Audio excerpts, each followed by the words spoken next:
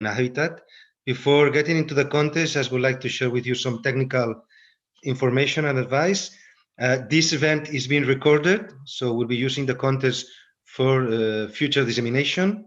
You can follow the discussion on the Twitter of Metropolis, and you can use the hashtag World Metropolitan Day 2020. There is interpretation, translation into English, Spanish, and French. You have to click in the icon down on your screen. And we as well, this event is broadcast live on YouTube. And as well, as you'll see, this event, there will be 3 panels of discussion with 2-3 different speakers. Later on, we will tell you about the contents, and we'll try to find some time after each panel to answer 1, 2, 3 questions, coming questions from the audience. So, with not much taking much of time on that, as said before, welcome to the official celebration of the World Metropolitan Day. First of all, I want to say thank you very much to UN-Habitat for joining forces for the first time this year with us on this celebration, and we hope that this will continue in the coming years, as well fostering this celebration in the Urban Month, so where all the world together we're thinking about the future of the world in terms of urbanism, in terms of metropolization, and especially the World Metropolitan Day commemorates the conference that took place on the 7th of October 2015 in Montreal, where a conference about metropolitan areas was held in order to contribute to the debates of the UN Habitat. In fact, the final declaration of this conference of Montreal set the basis of our contribution into Habitat 3, and as well as still kind of roadmap that's guiding our work. We acknowledging that the 21st century is the century of urbanization, but I could dare to say that it's becoming the century of metropolization. And we need to acknowledge the good and bad things about metropolization, the opportunities, but as well the challenges, and as well how metropolitan areas, metropolitan spaces around the world are relating not only to their own citizens, but as well to other layers of government, and as well to the territories, the hinterland, peripheral cities, intermediate cities, the links between rural and urban, because the impact of metropolitan policies and metropolitan decisions goes beyond their boundaries. In this sense, the World Metropolitan Day aims to, on the one hand, be an instrument of awareness raising in relation with the metropolization processes in all the regions around the world. We want to open spaces for dialogue between actors and metropolitan actors and metropolitan stakeholders. We want to help everybody to identify solutions, as well as to identify public policies at the metropolitan scale. And as well, we want to bring closer the metropolitan reality to citizens. In this sense, I would like to give now the virtual floor to our representative from UN-Habitat, Mrs. Shifra Narangsuri. She is the chief of the Urban Practices Branch at UN-Habitat. Ms. Shifra, thank you for joining us, and it's up to you now. Thank you, dear Octavi, partners, friends, colleagues from the cities present, San Salvador, Barcelona, Madrid, Mexico City, Montreal, colleagues from UN-Habitat and Metropolis. Greetings on World Metropolitan Day. Greetings of Urban October. Very, very pleased to be here today. Let me start also like you, Octavi, thanking you and Metropolis and recognizing the partnership we have here. Thank you for leading the World Metropolitan Day campaign over several years and for allowing us to join forces with you this year for this important event on Metropolises facing the pandemic. Indeed, the theme could not be better chosen since it is 2020, which is such an exceptional year for us. This year and the pandemic, the COVID-19 pandemic, has shown us that cities are absolutely in the front line of battling every single 21st century challenge. And that overcoming any challenge requires new governance approaches based on cooperation, collective action, and solidarity. These 3 elements are actually also at the center of metropolitan management. I feel very, very privileged to have witnessed the momentum that has been gathering since 2015, as you mentioned, since Montreal through Habitat 3 and all the way up to today. Also, it's fantastic to know that this year the campaign is marked by more than 20 events being organized by local governments and metropolitan partners around the world. So the momentum is there for all of us to see. Colleagues, as the world continues urbanizing, it is also becoming increasingly metropolitan. Our recent analysis on the UN World Urbanization Prospects shows that 60% of the urban population lives in metropolises with more than 300,000 people. This is equivalent to 1/3 of humanity. Our research also shows that there is a positive correlation between urban population growth and the emergence of new metropolises among the world's regions. A new metropolis will be added every 2 weeks in the next 15 years. And almost 1 billion more people will become metropolitan citizens. In short, approximately 3.5 billion people will be living in almost 2,500 metropolises by 2035. This is not a small number. This is not a demographic to be ignored. This is not an institutional context to be set aside lightly. This growth we know is mainly occurring in developing regions. Asia Pacific and Africa, of course, will lead, just like they're leading the urbanization growth, followed by Latin America and Caribbean, which is already highly urbanized. Some countries in Europe and North America will obviously also show an increase in numbers, but at slower rates. We know, all of us in this room, and certainly all of us at Metropolis and UN-Habitat, know that sustainable development depends on the successful management of this urban growth. Well-planned, well-managed urbanization holds the key to achieving the Agenda 2030, the goals of the Paris Agreement, and realizing the new urban agenda.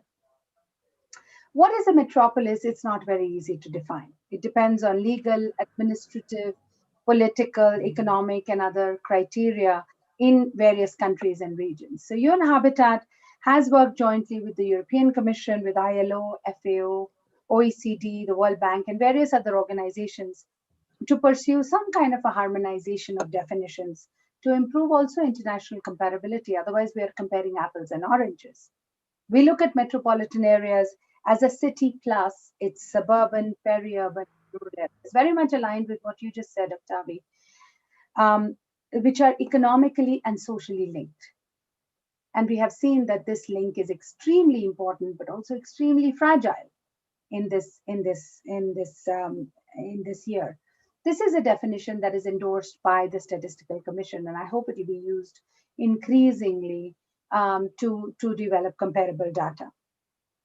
At Habitat, we also promote an integrative approach to metropolitan management, which involves local, subnational, and national governments' participation in this process. Metropolitan governance, metropolitan policies and legislation, planning, finance, and economics, all of this requires a multi-level, multi-dimensional approach. Inspired by the SDGs, we established the Metro Hub initiative for supporting sustainable development in the world's metropolises and regions. This we do by tailoring innovative metropolitan solutions to local contexts and informing metropolises' decision-making processes with latest research and data. These have already been applied, among others, in countries such as Colombia, Bolivia, El Salvador, Mexico, Cameroon, Uganda, and Mali. So Latin America and Africa predominantly. In fact, we are currently discussing with the Planning Office of the Metropolitan Area of San Salvador, present here, how to better support them in the institutional and legal reforms that they are promoting. Thank you, Architect Bishara, for this opportunity to work with you. We believe that economic, social, and environmental interdependencies that characterize the 21st century's metropolises need to be managed in an integrative fashion, based on functional territories and across jurisdictional boundaries and across the urban-rural continuum. This is why our metropolitan work is very heavily supplemented and complemented by our work on urban-rural linkages at UN-Habitat.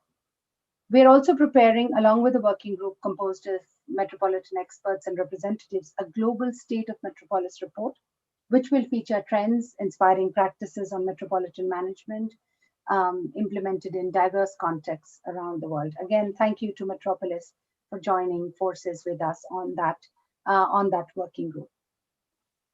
Friends, I want to finish with some reflections on the important conversation that will follow today in this session. COVID-19 has spotlighted and deepened social, spatial, and economic inequalities across the world.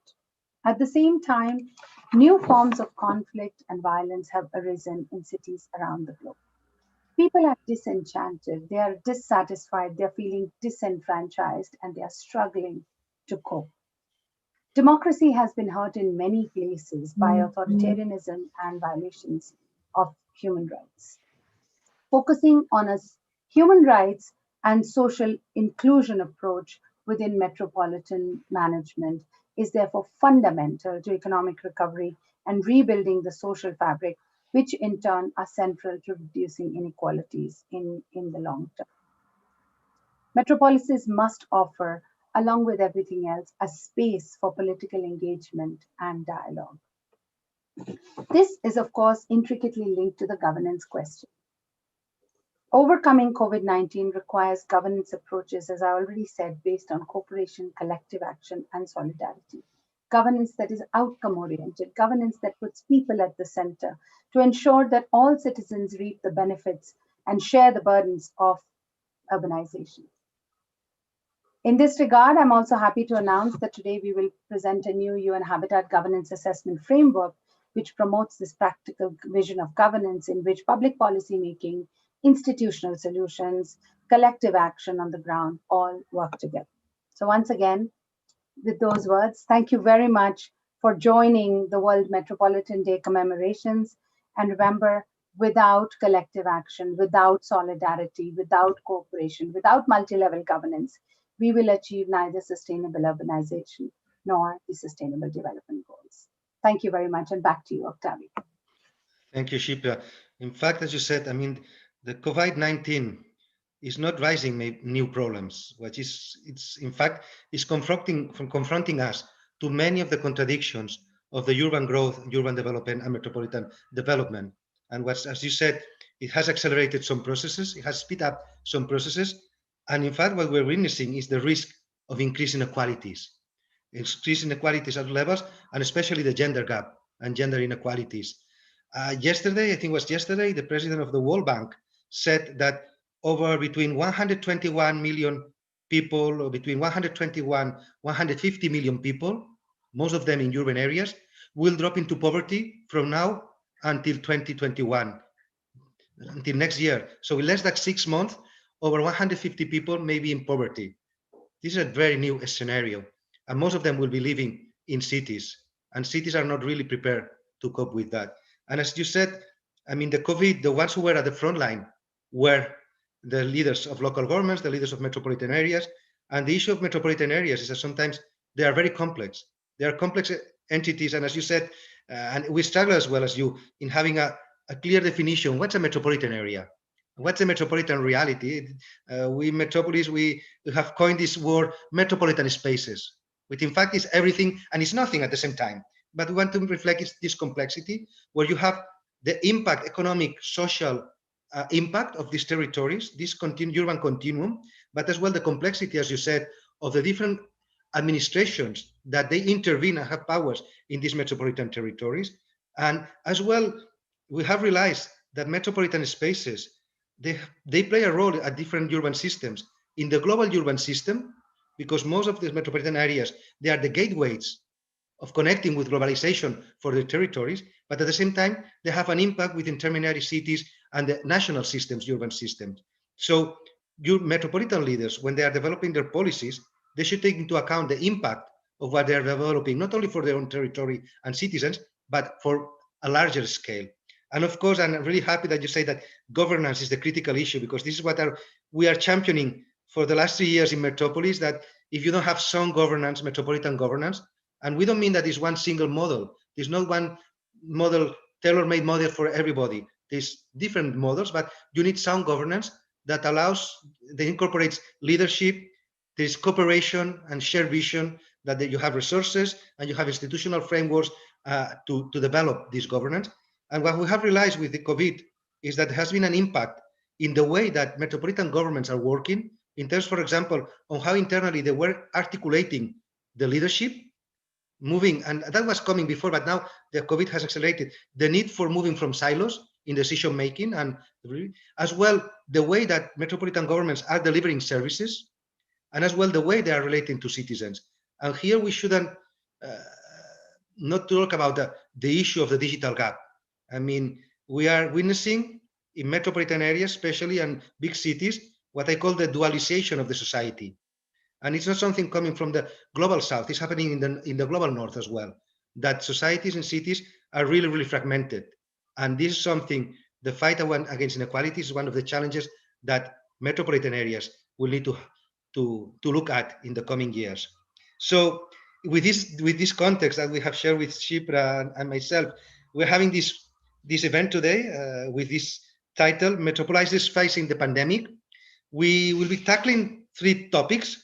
One is the metropolitan governance as COVID-19, as we couldn't escape that, the governance of metropolitan areas and the context of the COVID-19, and if it's going to be, there are going to be changes.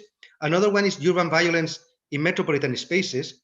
And the third one is metropolitan participatory democracy, because we have the feeling that the bigger is the city, the bigger is the metropolitan space, the less connected are citizens with these metropolitan authorities, the less connected they are with a metropolitan identity. And that's also important to take into account citizens and how citizens take part in the decision process making, decision making processes of metropolitan areas. In this sense, we will have 3 different panels. So according to these 3 topics, one which will be under title Framing Metropolitan Governance, Institutional Solutions, Decision Making and Collective Action. The second one will be Metropolitan Inequalities, Urban Conflicts and Socio-Spatial Solutions. And the third one will be Democracy for All Citizens Participation at the Metropolitan Scale. I think at the end of the day, all metropolitan leaders, all the people involved in metropolitan life, what we want to do is to improve the quality of life of the citizens, of the persons and people living in these metropolitan spaces. So we start with the first roundtable, and I would like to give the floor to the moderator, and he will be introducing the panelists. Mr. Remy Siet-Shipping, he's the Chief of Policy, Legislation and Governance at UN-Habitat. Whenever you want, please. Okay, good morning, good afternoon, good evening to you all. A pleasure to celebrate with you this important day, the Metropolitan Day that we all have looked forward to this day, and to join hands with Metropolis to do that together for the first time this year, as Octavia said. Thanks, Octavia. Thanks, Shipra, for the opening remarks. And the very important thing that I want to highlight, the statistic, that we keep that in mind, that the statistic that you have highlighted, we keep that in mind as we start this particular panel discussion. So this panel, as Octavia had indicated, is focusing on cooperation, collective action, and solidarity, which are very much critical and have been shown in this context of COVID-19. Just to again reiterate why UN-Habitat is interested in this, because we promote more integrative approach to metropolitan management, which not only looks at what we call cooperation between local, subnational, national, and regional authorities, if possible, the governance element, the element of policy, the legislation, the planning, the financing, and the economics. So it's very important that all these elements come together along the line of what we heard earlier to avoid silo. Therefore, it fits very much with the Sustainable Development Goals, where the economic, social, and environmental interdependencies had to be shown in the context of metropolitan, I like the word metropolitan realities. So that's very much what we believe in. But before I give the floor to the speakers, again, please keep in mind some of the figures that Shipra indicated, and Octavia on the level of poverty in the context of COVID-19. And today I would like to really welcome two important speakers, very much in terms of their areas of work, the metropolitan areas, how San Salvador had been facing, the COVID-19, and how they have promoted more governance-oriented management to address this particular pandemic. So first, the metropolitan area of San Salvador has, as some of you may have known, 14 municipalities and have about 2 million people living in that metropolitan areas, which has over 30 years experience as managing metropolitan areas. The metropolitan areas of Barcelona in Europe has about 36 municipalities, over 3 million inhabitants, and a very elaborated governance system. And they will tell us how they have addressed this, used that in the context of COVID-19. So we know that they are also collaborating, San Salvador and Barcelona, to improve, as I said, the issue of governance, to strengthen their capacity to exchange really their practices in this particular area. To bring that really to the close, we will have a speaker from UN-Habitat to share with you what we think will be one interesting tool for the metropolitan actors, especially working on governance, on how we can assess the performance and our engagement with metropolitan areas, especially in the context of COVID. So the two speakers, I would like to invite Yolanda Bichara, who is starting this institutional legal reform in San Salvador, and Xavi Tiana, who is in the Metropolitan of Barcelona, and Rafa, to be ready to take the floor. We would like this in the next 25 minutes to have more interactive discussion. So the general question to each of you, first, especially Yolanda and Xavi, is to understand from your perspective what this COVID-19 had meant for your governance system, your metropolitan governance system, and what had been your contribution.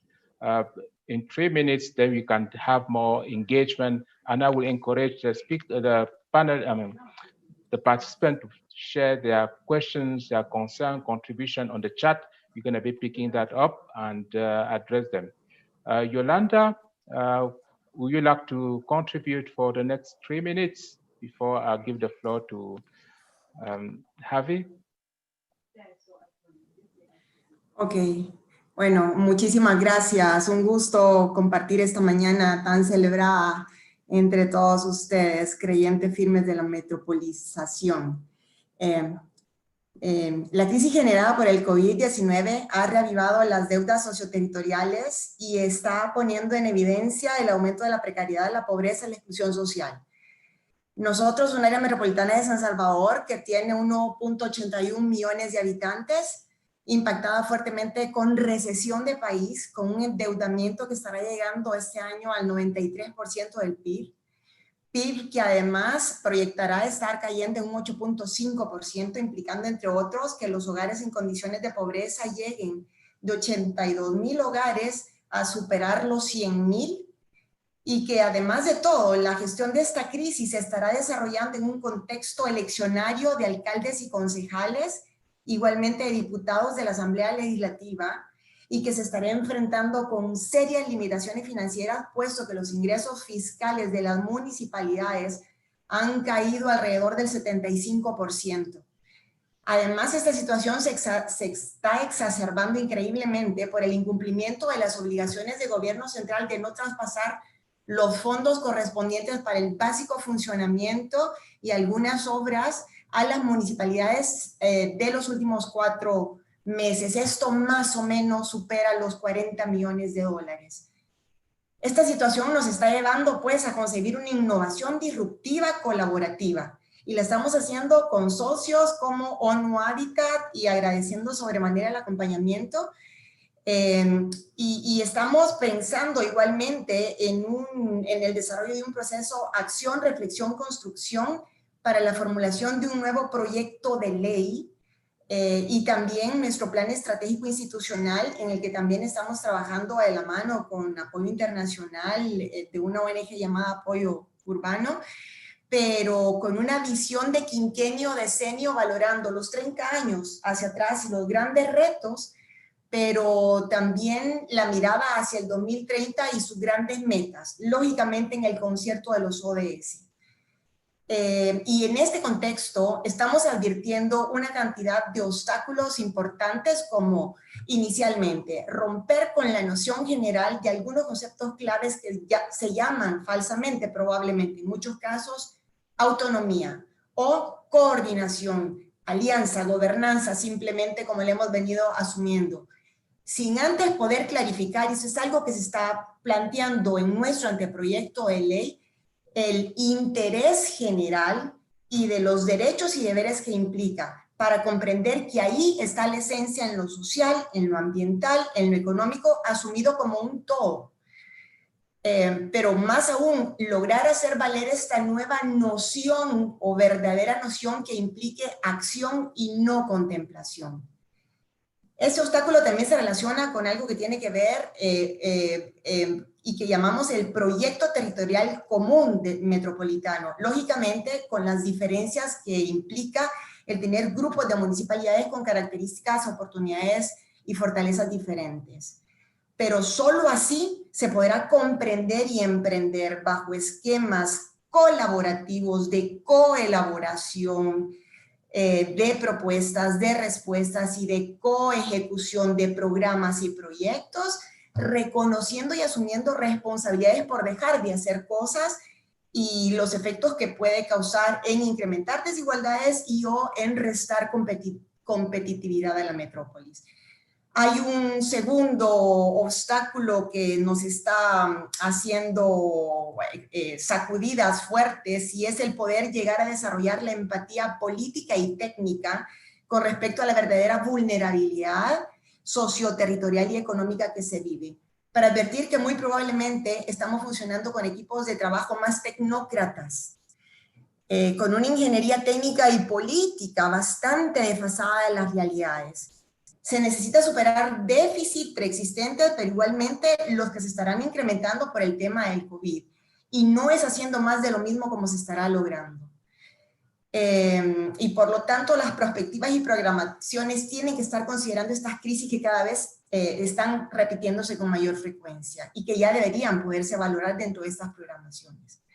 Hay un tercer obstáculo que estamos tratando también de advertir cómo se asume y que tiene que ver con cómo evolucionar hacia una metrópolis smart, pero priorizando la transversalidad de lo social pensado como justicia social, sin continuar postergando propuestas y acciones para, por y con la gente, con la población y sus territorios, asumiendo principalmente los desafíos ambientales, sociales, económicos más fuertes de aquellos que llamamos asentamientos urbanos precarios o territorios en pobreza, o interterritorios, o también como las comunidades o poblaciones instaladas en espacios rurales sin las condiciones mínimas que la metrópoli cuidadora debe estar posibilitando.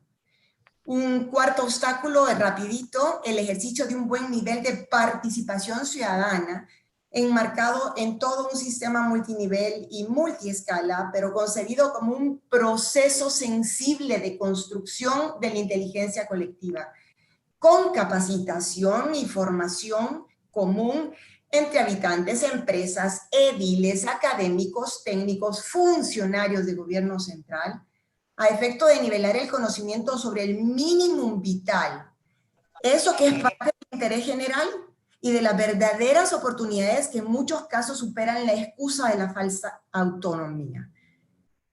Y esto no puede ser improvisado ni tampoco amarrado a procesos eleccionarios o políticos. De ahí la importancia de saber asumir todo ese tipo de temas dentro de nuestros marcos legales. Se trata de emprender procesos que permitan acompañar participaciones activas y comprometidas, aterrizables y ejecutables, que se puedan tocar, contar y sonar con todos sus impactos en el territorio. Y lógicamente, de superar estos obstáculos, pues yo estoy segura que podríamos estar incidiendo en elevar un poco, en elevar la poca resiliencia que tenemos en los territorios, hacer más viables las causas y efectos de la violencia social, de género y el incremento de la agresividad a raíz del confinamiento, falta de oportunidades en esta pandemia, y tener una mejor incidencia en evitar la desarticulación entre lo rural y lo urbano. We come back to you. Okay, no, okay, son mis énfasis. All right, thank you very much, Yolanda, for really bringing out these important things of institutional reform. How is it important to adapt? The importance of empathy, the importance of participation. I think these are very much critical in this context of COVID-19. Let me now turn to Javi, who works in Barcelona, as indicated. And Barcelona was one of the first cities or metropolitan areas in Europe to adopt some specific measures to manage or to address the pandemic. So I would like to hear from your perspective, Javi, what role the metropolitan governance where you see play in actually coming out with effective or non-sort effective measures to manage the pandemic in Barcelona. Over to you. Hello, everyone. Thank you, Remy. First of all, I would like to congratulate Metropolis and UN-Habitat for this initiative. Happy World Metropolitan Day. We are really attached to you. And well, if you don't mind, I will switch to Spanish, and it's gonna be easier for me. Bueno, en primer lugar, me gustaría decir que el área metropolitana es una institución que tiene más de 40 años de trabajo en común con las municipalidades en ámbitos muy concretos, vinculados a la gestión de agua, residuos, planeamiento territorial, transporte, movilidad, desarrollo económico, espacio público, etcétera. Debo decir que no estábamos preparados para esta pandemia. Creo que ni nadie ni nosotros estábamos preparados. Pasamos unas primeras semanas donde tuvimos unos efectos muy grandes en el transporte. Por ejemplo, el transporte en los meses de marzo y abril disminuyó a un 9%, 10% de su uso habitual. Tuvimos que reducir la oferta de transporte diurno y nocturno. Tuvimos que anular algunos servicios, como por ejemplo el autobús que conecta la ciudad con el aeropuerto, el bus turístico, etc. Y esto provoca unos cambios, tiene un impacto en las finanzas públicas. Hemos tenido que adaptar nuestro presupuesto de forma drástica. Lo mismo con el tratamiento de los residuos. Tuvimos que cambiar la forma de tratar los residuos, tuvimos que cerrar algunos equipamientos y esto tuvo unos efectos importantes. En el ámbito del espacio público y de la vivienda, el área metropolitana es una institución que construye equipamientos para las 36 municipalidades, algunos equipamientos de vivienda.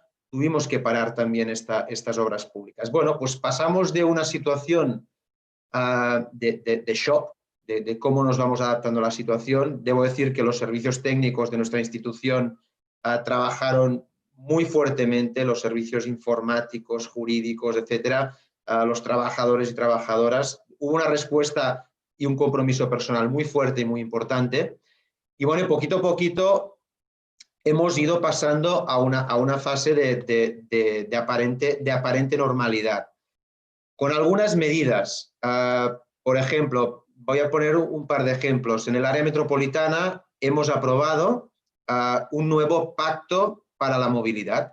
Es decir, la COVID, la crisis de la COVID provoca un cambio en los hábitos de la movilidad y del transporte. Bueno, hemos aprobado un nuevo pacto para la movilidad en la metrópolis, con 4 ejes. Un primer eje de una metrópolis con más bicicleta y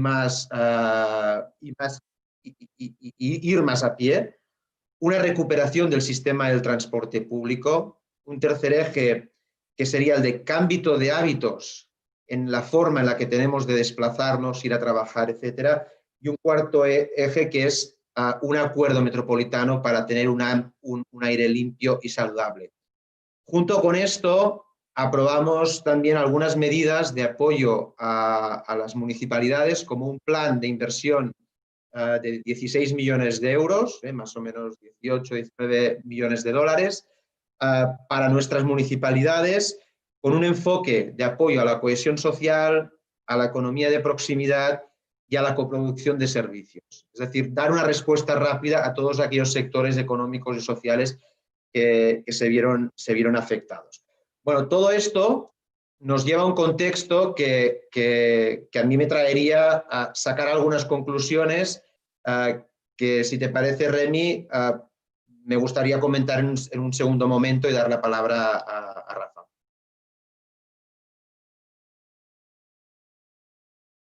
Yes, thanks a lot. I think we're going to have a few more rounds, so don't exhaust all your contribution yet.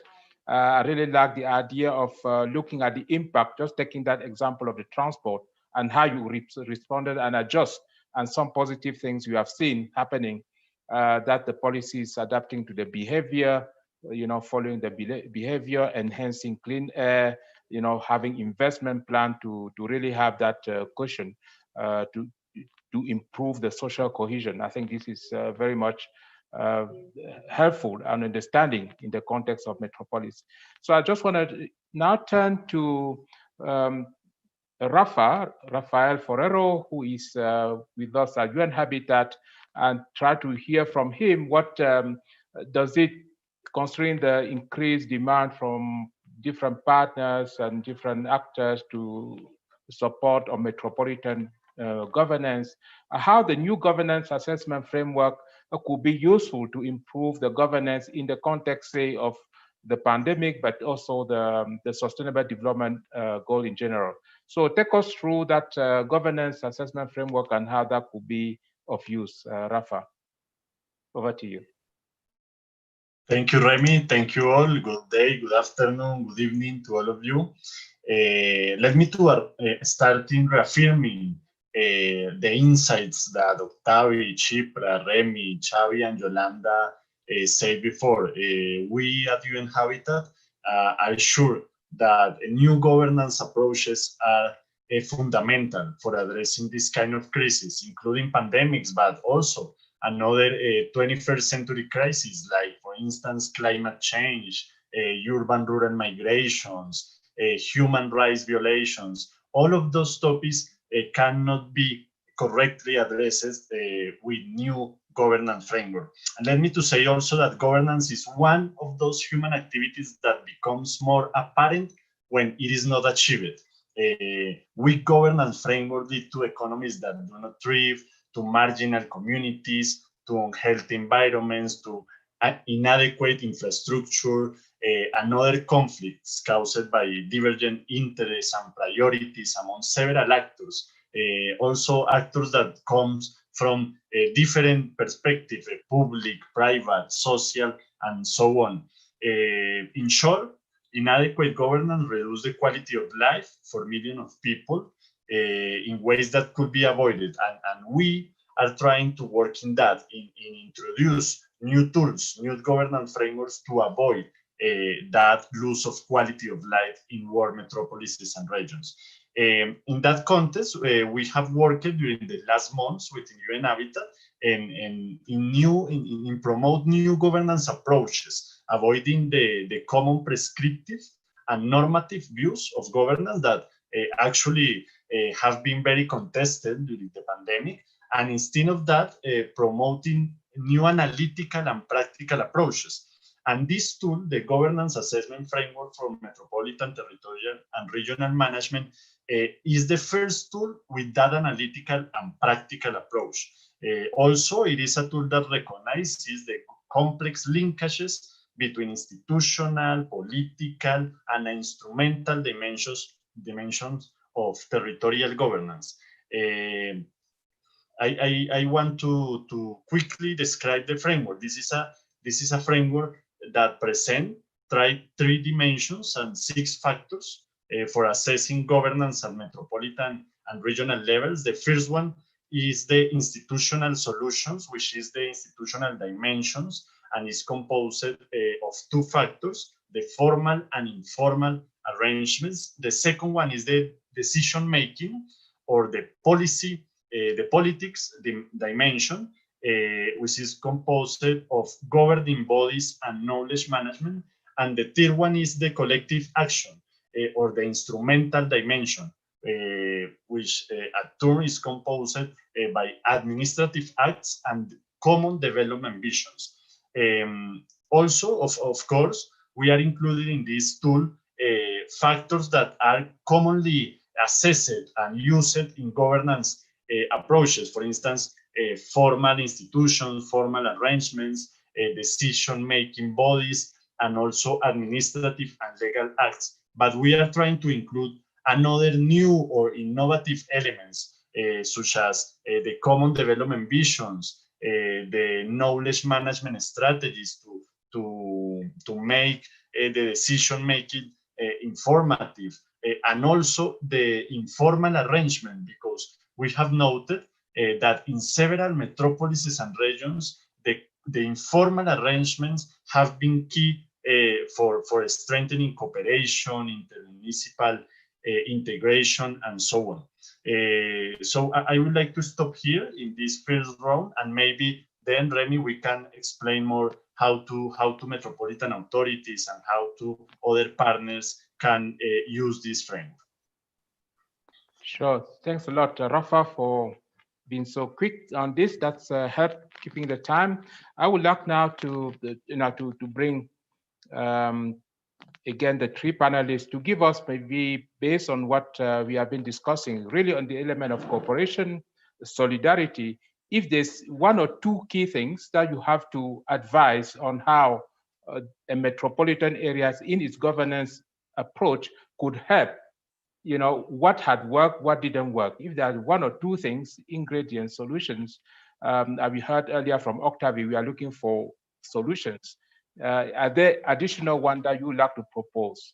I don't know, can I start with Yolande, then Javi, then Rafa, then we can summarize any additional point or something you really want to hammer home. Yolanda, are you ready, or should I ask Javi?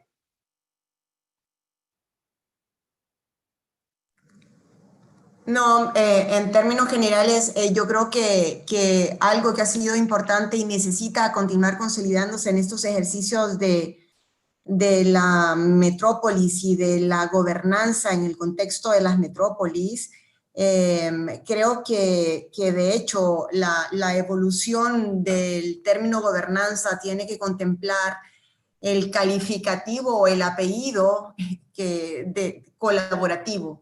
Es decir, en estos momentos estamos advirtiendo que solos no se puede, que es ese compromiso y ojalá enmarcado en procesos legales que nos lleven de manera permanente en el tiempo a estar sumando esfuerzos a todos los niveles. Yo creo que la correlación, la coejecución, la corresponsabilidad, hoy por hoy son los elementos que tienen que saberse recoger en estos temas de la gobernanza metropolitana para verdaderamente tener mayor capacidad de incidencia en estos momentos en que financieramente y desgastes políticos estarán sumamente exacerbados. Así que eso es parte de lo que hay que continuar reforzando el nivel metropolitano como un espacio político como tal, entendiendo las lógicas de los diferentes niveles de metrópolis que existen, pues. Así nuestra metrópoli pequeña, no en población, tenemos ya cerca de los 2 millones de habitantes, pero requiere mucho de esquemas colaborativos y de corresponsabilidades en esto de asumir los hechos metropolitanos como tal y el interés general por sobre el interés particular. Así que me quedaría con esto. Gracias.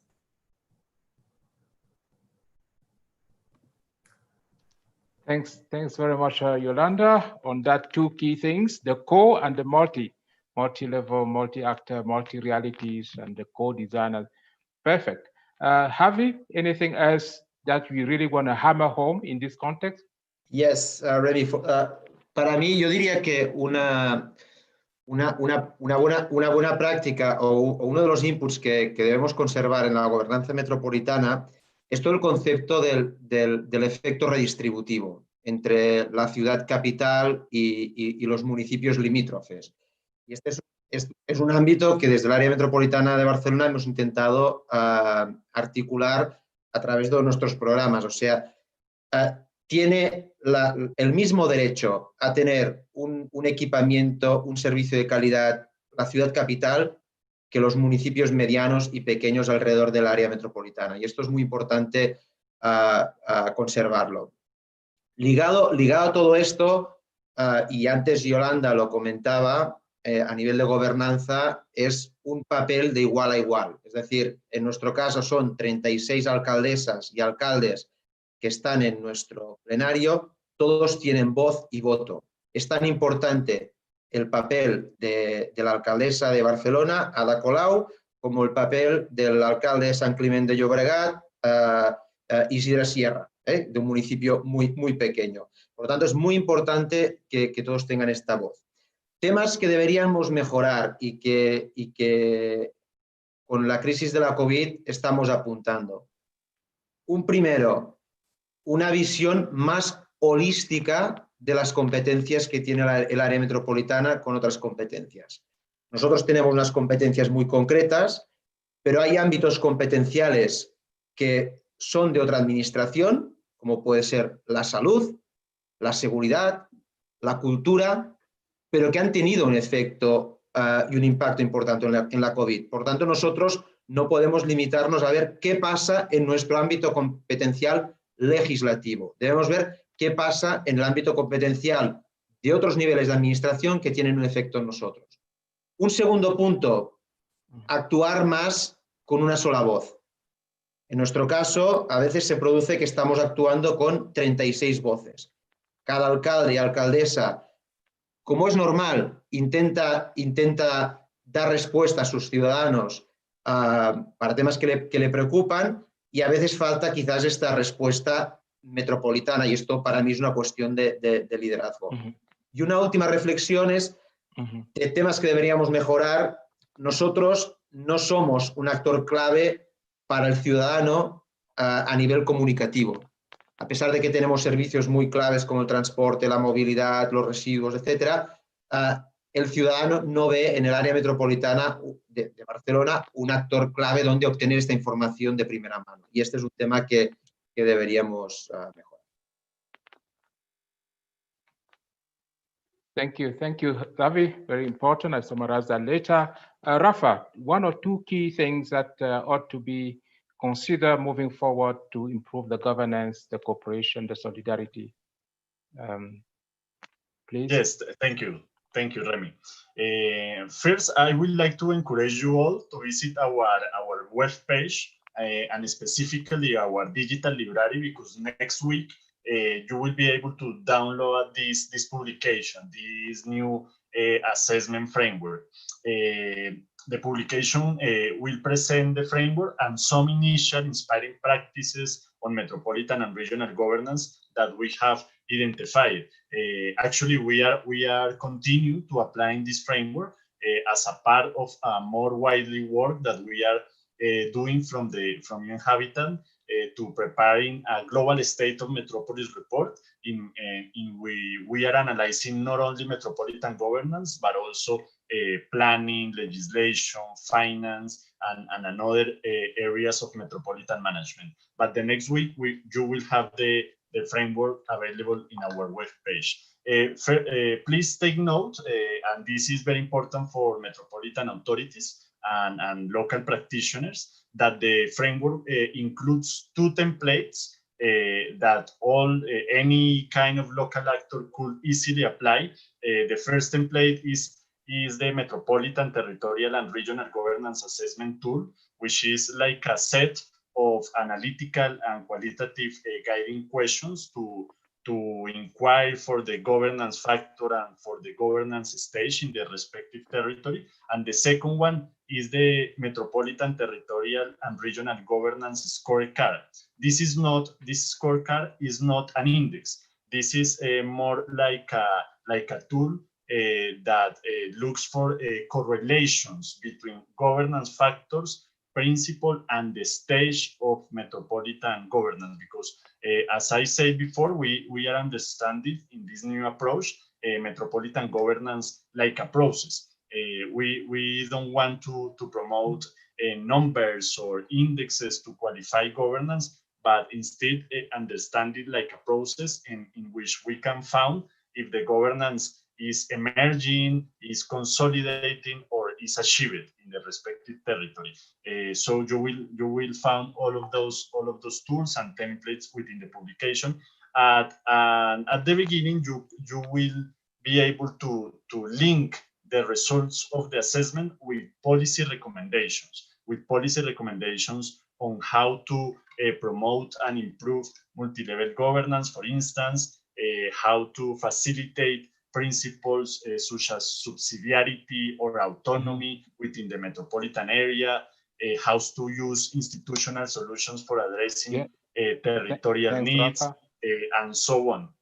So thank you, and please remember to consult our webpage the next week.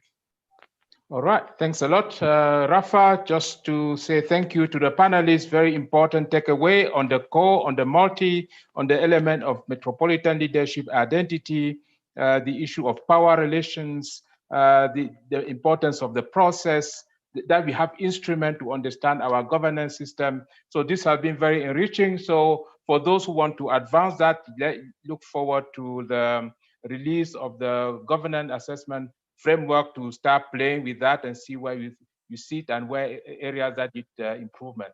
Thanks a lot for your contribution and your interest in this particular panel. Stay on. Leah, I just want to invite you to take over and engage further with the great participants we have on board. Over to you. Yeah. Thank you, Remy. Thank you for passing me the mic and for providing this first panel with the governance framework of our metropolises of metropolitan governance. Now we're moving to the next, during the next 30 minutes, we'll be talking about a subject that is mostly sensitive, I think, in the way we experience the major metropolitan cities and metropolitan areas of the world. The panel is called Metropolitan Inequalities, Urban Conflicts and Solutions, and Socio-Spatial Solutions. Y voy a cambiar al español porque las personas que tenemos invitadas para hablar sobre este tema son Mariana Flores, directora ejecutiva de representación institucional del Gobierno de la Ciudad de México, que está ahora mismo acogiendo el Foro Mundial sobre Ciudades y Territorios de Paz. Y gracias, Mariana, por estar presente aquí en nuestro evento en este momento tan ocupado de tu agenda. Y también tenemos con nosotras a Arnau Gutiérrez, que es profesor asociado de Relaciones Internacionales de la Universidad Carlos III de Madrid y que también es uno de los autores de una de las próximas publicaciones de Metrópolis, la más nueva en realidad publicación de Metrópolis que estaremos lanzando la semana que viene. Estará disponible en la web de Metrópolis para descarga, que se llama Violencias en la Metrópoli. Es el nuevo issue paper del Observatorio Metrópolis.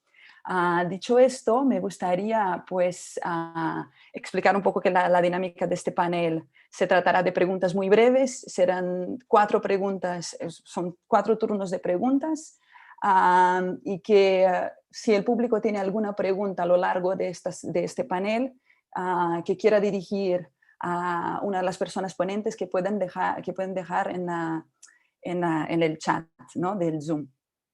Pues inicio un poco dando ese contexto general de percepciones de nuestra vida en los grandes espacios metropolitanos que son escenario de desigualdades, ¿no? Es donde encontramos a la vez riqueza y pobreza extremas, grandes oportunidades y exclusiones, innovaciones tecnológicas y desastres ambientales. Esto solo para dar algunos ejemplos muy genéricos de los contrastes que vemos. Y me gustaría preguntar a Arnau que nos explicara cómo se manifiesta en función de estas desigualdades que son tan marcadas en las metrópolis, cómo la violencia es una consecuencia de esas desigualdades. Buenas tardes. Se me oye bien, ¿verdad? Estupendo. Voy a hacer un poco de propaganda, a ver si veis. Esta es la publicación que va a estar apareciendo, el issue paper número 11 de Metropolis, titulado Violencia en las Metrópolis, respuestas para una cuestión global. Y parte de lo que vamos a discutir hoy aquí está relacionado con esa publicación que aparecerá en breve. Y por aterrizar la pregunta, creo que eso lo incluye la publicación. Sí me parece importante definir o entender que la violencia se manifiesta de varias formas. Entendemos la violencia como el uso de la fuerza contra una persona o un grupo, y que eso tiene como consecuencia la generación de daños físicos, psicológicos o incluso puede llegar a la muerte. Siguiendo un esquema clásico, se habla de tres tipos de violencia interrelacionada, que son la violencia directa, la violencia estructural y la violencia cultural. Por lo tanto, en las metrópolis, la violencia se manifiesta a distintos niveles y de distintas formas. Por ejemplo, desde el robo, un robo en el espacio público o una agresión en el metro, hasta la inseguridad de barrios o zonas que sufren la violencia estructural, porque tienen menos servicios, menos transportes, una peor calidad del espacio público. A ello se pueden añadir cuestiones de violencia cultural, que son aquellas que justifican la violencia contra algunos grupos de población, mujeres, colectivos LGTBI. En cualquier caso, es importante destacar que no se pueden separar los tres tipos de violencia y principalmente que la violencia tiene sus raíces en las desigualdades. Y me quedo ahí. Gracias. Gracias, Arnau. Me gustaría entonces, relacionando con lo que comentas de cómo vivimos y experimentamos la violencia, me gustaría preguntar a Mariana que nos cuente un poco cómo esa misma experiencia de violencia impulsó la Ciudad de México a acoger el Foro Mundial sobre Ciudades y Territorios de Paz, que tiene lugar ahora. Hola, Lía, Arnau, a todos. Buenos días desde la Ciudad de México. Aquí todavía estamos tempranito. Empezamos muy temprano porque, como dice Lía, estamos siendo los anfitriones de la tercera edición del Foro Mundial sobre Ciudades y Territorios de Paz, que está sucediendo ahora mismo mientras hablamos. Y justamente fue esa identificación que comentaba Arnau de las distintas violencias un poco lo que nos motivó a decidir acoger este foro. ¿Por qué? Porque vimos que en Madrid, cuando inició este proceso en 2017, una de las características que logró este proceso fue facilitar una articulación muy importante, no solo a nivel territorial, entendiéndolo no solo a través de estas fronteras político-administrativas, sino territorial en el ámbito que lo entendemos aquí en el marco de Metrópolis, y también alianzas muy importantes en el ámbito internacional. Este evento, además, otra de las razones que motivó a la ciudad a albergarlo es porque no se trata únicamente de un evento, ¿no? No es un momento en el que todos nos encontramos y ya está, nos volvemos a casa, sino es un proceso, ¿no?, de reflexión constante internacional que nos permite justamente poner el acento en lo que comentaba Arnau, ¿no?, en identificar las violencias. Pero en esta tercera edición quisimos ir un poco más allá y transformar este discurso en positivo, ¿no? Y de ser un foro sobre violencias urbanas se transformó en un foro sobre ciudades y territorios de paz. Y nos parecía que era importante dar ese paso y basar esta reflexión principalmente en los derechos, ¿no? De manera positiva como los derechos económicos, sociales, culturales y ambientales y la garantía de estos tienen un impacto en los territorios y en la construcción de paz. Y por otro lado, pues un concepto que hemos trabajado, yo creo que todos en este espacio que se convierte también en el paraguas, que es el derecho a la ciudad, ¿no? En estos días de reflexión, hoy que es el último, gran parte de la discusión que se ha dado en las mesas desde distintos ámbitos ha sido cómo dejamos o cómo, si pasamos de ser ciudades o sociedades de privilegios a ser territorios donde se garanticen los derechos universales. Entonces, me parece que en estas reflexiones esa ha sido la clave y nos permite también entender cómo estas desigualdades que se van generando en el territorio, pues a veces de manera muy natural, aunque no debería de serlo, ¿no? Sí que pueden establecerse ciertas políticas que limiten o que estructuren las sociedades de manera que no se amplíen esos privilegios, ¿no? Entonces, pues básicamente fue eso lo que nos motivó y pues nada, los invitamos a que si no nos han visitado en el foro, nos visiten. Gracias. Gracias, Mariana. Gracias por compartir esta visión que creo que nos inspira, ¿no?, a algo mejor. Pero hemos de reconocer que el contexto en que vivimos actualmente, de una crisis sin precedentes, ¿no?, de la pandemia, de alguna manera agrava algunas situaciones de violencia en las metrópolis. Y entonces, ¿de qué manera ustedes están percibiendo o que ha cambiado, agravado? Esto es una percepción que puedo tener yo, pero me gustaría que ustedes compartieran un poco la percepción que tienen de qué cambia, ¿no?, en el contexto de la crisis actual.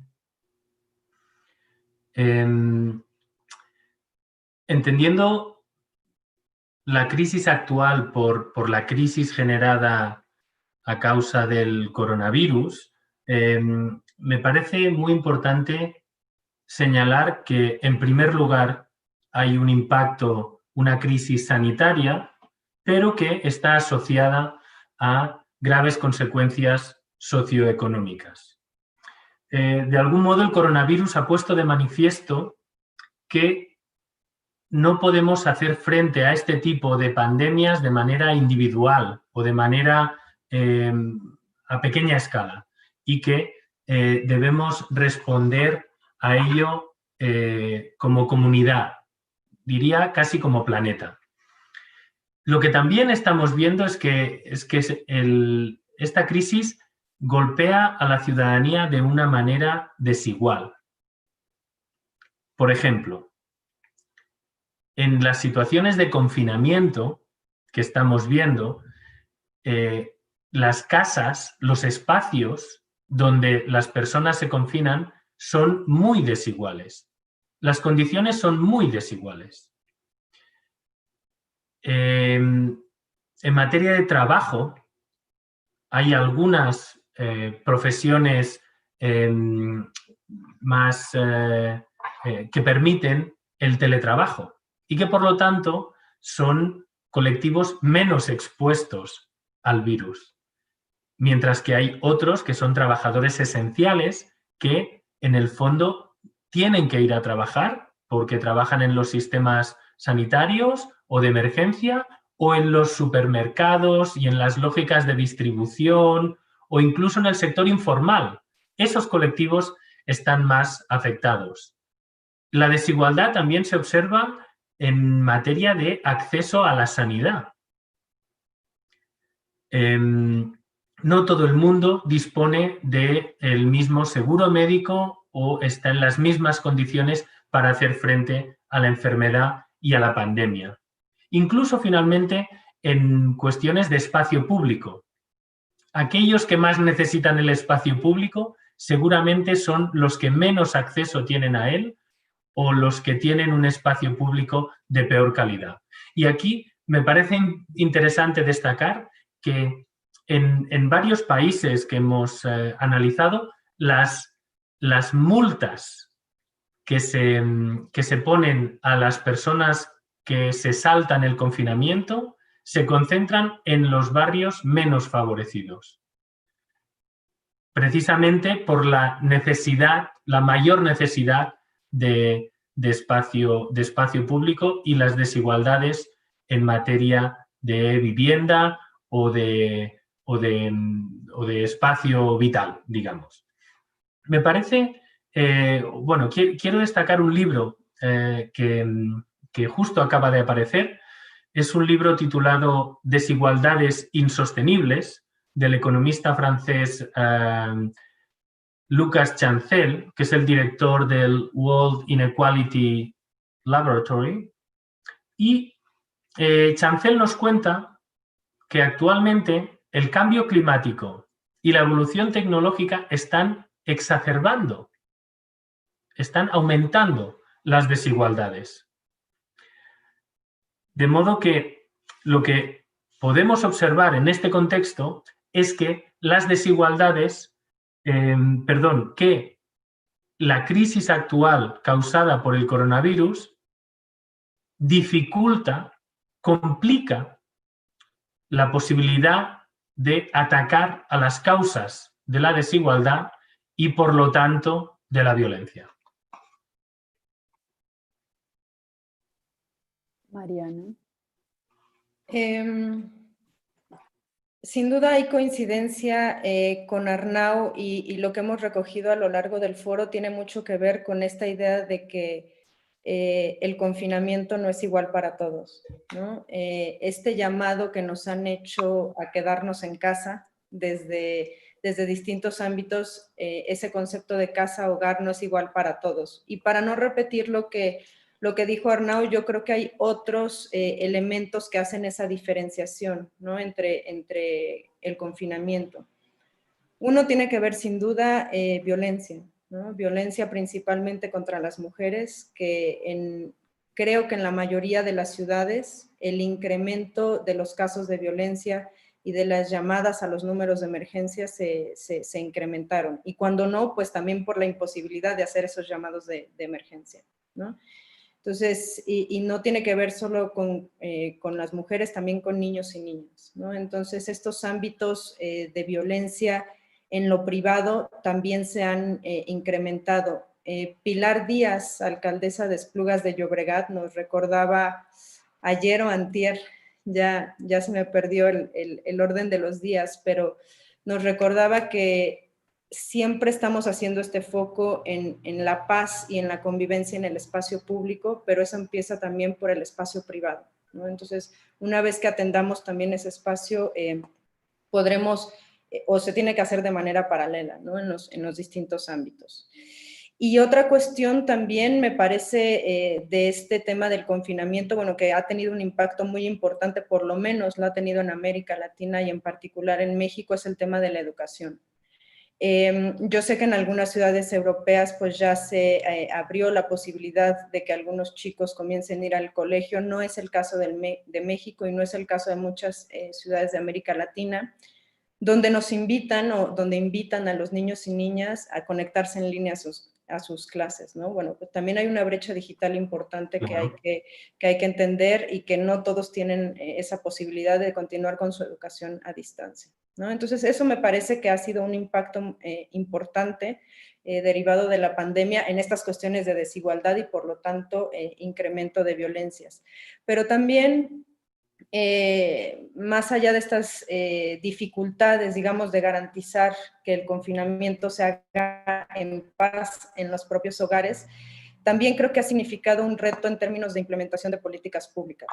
Me parece que hay muchas ciudades que parte de sus programas de gobierno o de desarrollo de ciudad ya tenían pensado cómo reducir estas brechas, estas desigualdades, y la pandemia viene a poner un poco en crisis eso. Es decir, sí que refuerza claramente la necesidad de que enfoquemos nuestros esfuerzos en la reducción de desigualdades, pero por una cuestión de recursos, por una cuestión de reestructuración o reordenamiento de las alianzas en los territorios, se vuelve más complicado. Entonces, esta prioridad que ya se había identificado, pues se tiene que repensar, ¿no? Y nos tenemos que poner creativos a la manera en el momento de plantear estas políticas que ya habíamos identificado como prioritarias, pero que sin duda vamos a tener que repensar y fortalecer. Pues sí, hablando de repensar, justamente mi última pregunta tiene que ver bastante con esto, ¿cómo ustedes creen que se podrían repensar los espacios metropolitanos para dar una respuesta a cuestiones tan complejas, ¿no? Mientras comentabas ese tema de pensar que la actuación de los gobiernos locales va más allá de lo que tradicionalmente se pensaba, por ejemplo, en el espacio público, hay que actuar de alguna manera en ámbito privado, ¿no? ¿Dónde ustedes ya ven algunas vías de solución que, bueno, aunque sean puntuales, pueden tener el potencial de ser replicadas a una escala metropolitana, ¿no? A través del territorio, bueno, y a la vez inspiren, ¿no? Diversas metrópolis del mundo?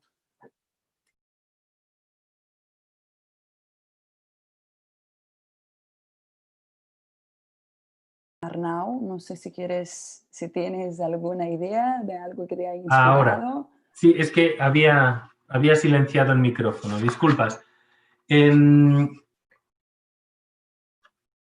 Por insistir, me parece muy importante identificar las causas a nivel metropolitano, a nivel nacional y a nivel global. Las causas de la violencia vinculado o con el link que tienen entre desigualdades y violencia. Por ejemplo, ¿el problema son las personas migrantes o el problema son los conflictos y la pobreza de los que huyen? ¿El problema son las ocupaciones de vivienda o es el mercado de la vivienda en una metrópolis determinada? Estos dos puntos, por ejemplo, están recogidos en los Objetivos de Desarrollo Sostenible. Es decir, hay un enfoque global de la problemática. El objetivo 10 de reducción de las desigualdades habla del crecimiento de ingresos del 40% de la población más pobre. Habla también de facilitar las migraciones y hacerlo de una manera ordenada. El objetivo 11 nos habla de asegurar el acceso a la vivienda o incluso de aumentar la urbanización inclusiva y sostenible. Recientemente, ayer o antes de ayer, el Papa Francisco, en su encíclica, su última encíclica, titulada Fratelli Tutti, Hermanos Todos, nos dice que el mercado no resuelve todos los problemas. Y eso es verdad a nivel metropolitano, a nivel nacional o a nivel global.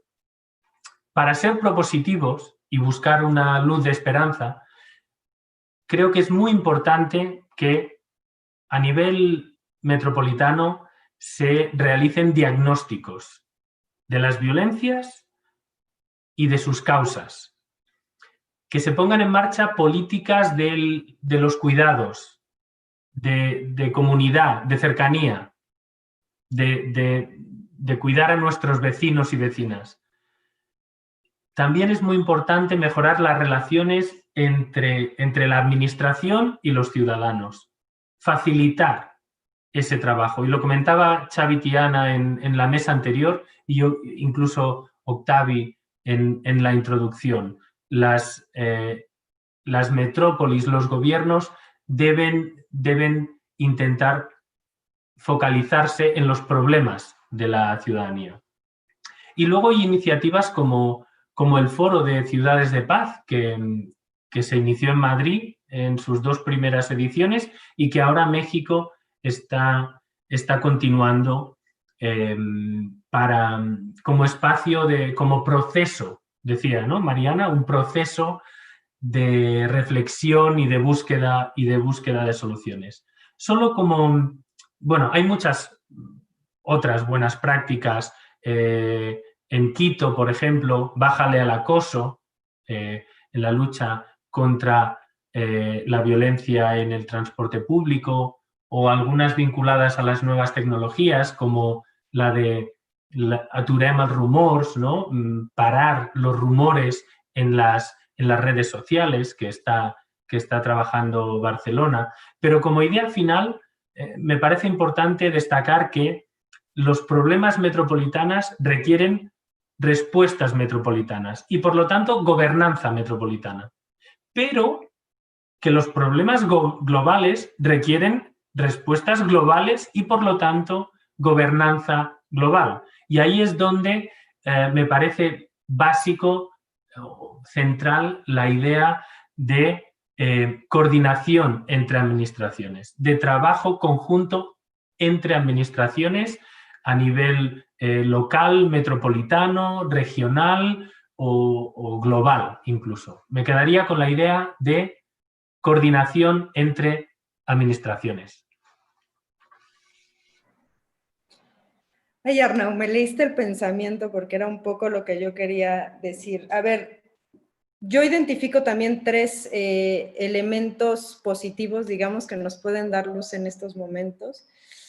Me parece que yo señalaría como primero, y ya lo mencioné hace un momento, la cuestión de los derechos. O sea, nos han repetido una y otra vez, y me parece que es muy importante considerar cómo tenemos que garantizar derechos universales para todos y no sectorializar. Y esto incluso al momento de pensar los diagnósticos y al momento de identificar las vulnerabilidades. Una cuestión que me resaltó mucho del día de ayer fue que cuando hablamos de vulnerabilidades tendemos a sectorializar, ¿no? Entonces, por ejemplo, ¿qué pasa cuando hay varias vulnerabilidades que convergen en una misma persona o en una misma situación? ¿Qué pasa cuando estamos hablando de una mujer que además es migrante y que además es afrodescendiente, por ejemplo? Entonces, no podemos tener esta visión sectorializada, digamos, cuando hablamos de garantías de derechos, ¿no? Me parece que, como lo decía al principio, tiene que ser una cuestión mucho más con este carácter universal. Una segunda cosa que me parece importante es la confianza. Vinculado a lo que decías, Arnau, de la relación de gobiernos con ciudadanos, es decir, no solo es fortalecer este vínculo y este diálogo, sino hacerlo en espacios de confianza. Entender que las políticas públicas tienen que tener esta perspectiva humana, ¿no? Cuando estamos implementando y desarrollando, diseñando políticas públicas, estamos pensando en seres humanos. Entonces, eso es muy importante, y que estos espacios de diálogo, como mencionaba, sean espacios transparentes, ¿no? Y donde se garantice que los insumos que se van a obtener de esa participación sin duda van a ser tomados en el proceso de decisión, ¿no? A veces nos pasa eso, que convocamos a la participación y después se nos olvida recoger esos insumos de la participación. Y finalmente el tema de las alianzas, tanto a nivel territorial, efectivamente metropolitano, nacional e internacional. Ahí me parece que esta suma de voluntades, sin duda, nos puede hacer llegar un poco más lejos que actuando de manera aislada.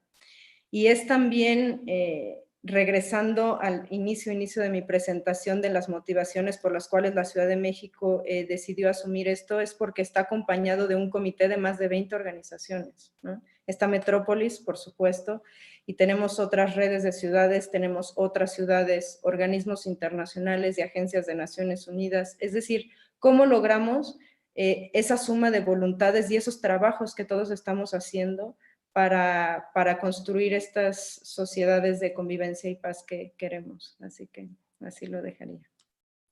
Pues en eso estamos, Mariana. Creo que has concluido y resumido magistralmente bien. En realidad veo aquí que en el chat no nos han hecho ninguna pregunta, pero también nos va bien porque ya se nos acaba el tiempo. Me apunto aquí estos derechos, confianza y alianzas como palabras clave para construcción de ciudades y territorios de paz, de espacios metropolitanos de paz. Y hago, creo que un gancho especialmente al segundo punto de la confianza, que tiene que ver con todo ese vínculo entre gobierno y ciudadanía, ¿no? Y la voz de quién tiene voz en el proceso de toma de decisión, en el panel que ahora será moderado por Octavi. Octavi, te paso el micrófono. Gracias, Leah. Thank you. We're moving to the third panel. Yeah, I think we've been talking all throughout all the sessions today about citizens and where citizens fit in all this metropolitan business and reality. We have the feeling that sometimes, because the complexity of metropolitan spaces, because of the scale, this large scale of number of peoples, inhabitants, but also the scale of the problems and the territory, is that citizens, it's not easy for citizens to understand the metropolitan dynamics, to be involved in metropolitan decisions, and as well to participate in the implementation of decisions. In many cases, the Metropolitan Authority is not even known by the citizens. It's a second-tier administration for my municipalities or by other authorities. And in this context, we want to analyze, especially now with the COVID, is how can citizens' voices can be heard over the administrative boundaries to create an effective participatory democracy. What we are, excuse me, what we are witnessing as well is because of the emergency of the pandemic, metropolitan governments had to provide quick answers, to provide quickly solutions to the problems. Interventions like tactical urbanism, interventions in service delivery, and sometimes that we have seen two trends. On the one hand is that some solutions were implemented against some of the debates that previously had been taking place previous to the COVID, and so implementation of certain decisions and policies without a certain consensus. So the metropolitan government, the city government was taking advantage to implement their own priorities without consenting these priorities, which were already in the agenda. Or the other way around is that they are implementing things, putting in the agenda things that implementing things that were not already consensus, that were still on the debate. So this is the two. One thing's been like introducing new things without being consensus or develop or discuss or exchange with citizens. On the other hand, to implement things that had been or stop things that had been already consensus. In this sense, I moved, because I moved to Spanish. That's for the interpreters.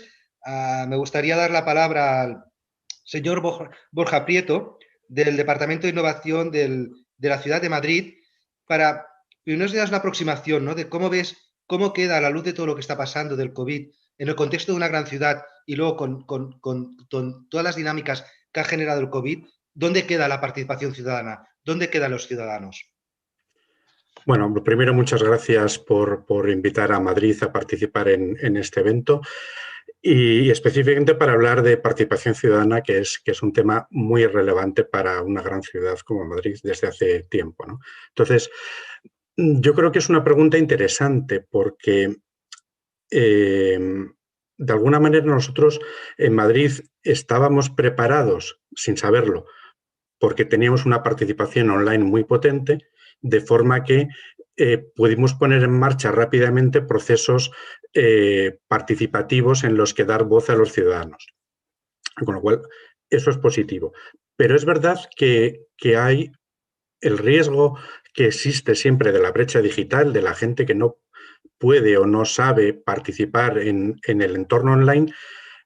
Como decían en el panel anterior, bueno, pues esas genera desigualdades, ¿no? Y genera a su vez conflictos y es posible que esas dificultades precisamente las tenga la gente que se le suman otras dificultades, digamos, en su vida cotidiana. Es decir, que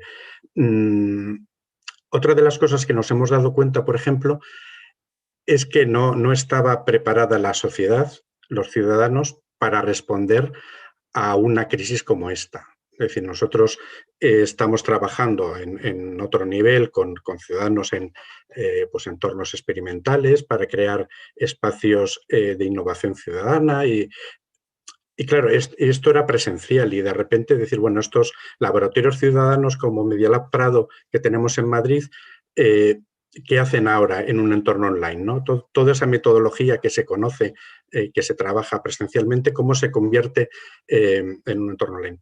Y porque además teníamos un montón de ciudadanos que quieren colaborar, ¿no? Es decir, que ante un desafío, la respuesta ciudadana yo creo que ha sido muy positiva y es algo a valorar. Es decir, cuando nosotros abrimos una experiencia que llamamos Madrid sale al balcón, en el que los ciudadanos podían proponer ideas para responder al desafío del COVID, tuvimos más de 700 en muy poco tiempo, ¿no? 700 proyectos en los que nos pedían a las administraciones, a Madrid en concreto, pero que darnos ideas y que hiciéramos cosas. Entonces, y sí que había en voluntariado también, el departamento de voluntariado hubo muchas propuestas y hubo mucha gente dispuesta a colaborar, pero no está articulado, no estaba articulado, ¿no? Entonces, una de las cosas que tenemos que aprender es cómo articulamos una respuesta a una crisis de este tipo, que no es nada sencillo.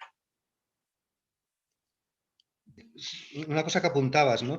Porque justo nosotros el lunes pasado estamos organizando un seminario de un proyecto que tenemos sobre democracia participativa, y el debate que teníamos liderado por la ciudad de Córdoba en Argentina era si nuestros mecanismos de democracia participativa, un poco la intuición era que no estaban preparados para momentos de emergencia, ¿no? Porque los procesos de democracia participativa, aunque ahora tengamos nuevas tecnologías, son procesos muchas veces lentos, ¿no? Porque hay mucho de consulta, de que intervengan muchos actores diferentes, de asegurar que muchas veces las voces más calladas también se pueden oír, pero al mismo tiempo hay que tomar decisiones rápidas, ¿no? Hay que tomar decisiones rápidas, urgentes y de gran calado, ¿no? Que va a tener un impacto. Entonces, ¿cómo se puede equilibrar eso? Sí, es lo que decía, es complicado, ¿no? Nosotros intuimos, una de las cosas que estamos intentando explorar es precisamente descentralizar este tipo de cosas, ¿no? Es decir, que si en lugar de tener un gran Media Lab Prado tienes varios mini labs repartidos por la ciudad, es posible que sea más fácil que los ciudadanos se organicen, ¿no? Es decir, que si tienes una infraestructura de gente que ya conoce la plataforma o tienes procesos que a lo mejor no son tan dirigidos o tan abiertos, sino dices, bueno, yo a partir de lo que ha funcionado, porque aquí hemos probado, insisto, hemos probado Madrid al Balcón, hemos probado a conectar con comercios de barrio, porque era otra cosa que pasaba en Madrid, por lo menos, en España en general, ¿no? Es decir, que el confinamiento fue muy rígido, pues había muchos pequeños negocios que se quedaron cerrados, que sufren y están sufriendo todavía muchas consecuencias, que pueden cerrar, que es el negocio de toda la vida de una persona, y a la vez había personas mayores que no estaban acostumbradas a usar estas nuevas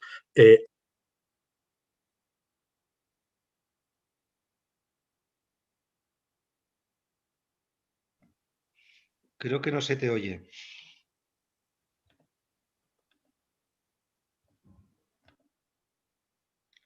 Disculpa, Borja, creo que el audio no está funcionando.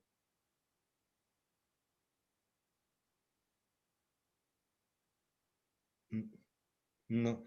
Mira, si te parece, mientras, a ver si funciona, pasamos a Pedia Gotot de Montreal y luego retomamos el diálogo contigo porque un poco va en la misma línea. Pedia es la team leader de Innovation and Experimentation de la Ville de Montréal. Merci de nous rejoindre. Y un poco la pregunta sería la misma, ¿no? Para ir calentando motores. Desde Montreal, ¿cómo se vive? Es una ciudad, conozco relativamente bien, ¿no? Donde la ciudadanía es tenida en cuenta. Además, hay un concepto detrás del vivre ensemble, ¿no? Living together, vivir juntos, que incorpora toda la visión de diversidad, derechos de ciudadanía, participación. Esas dinámicas que teníais hasta ahora, ¿se han mantenido también? ¿Ha habido nuevas maneras de hacer o no?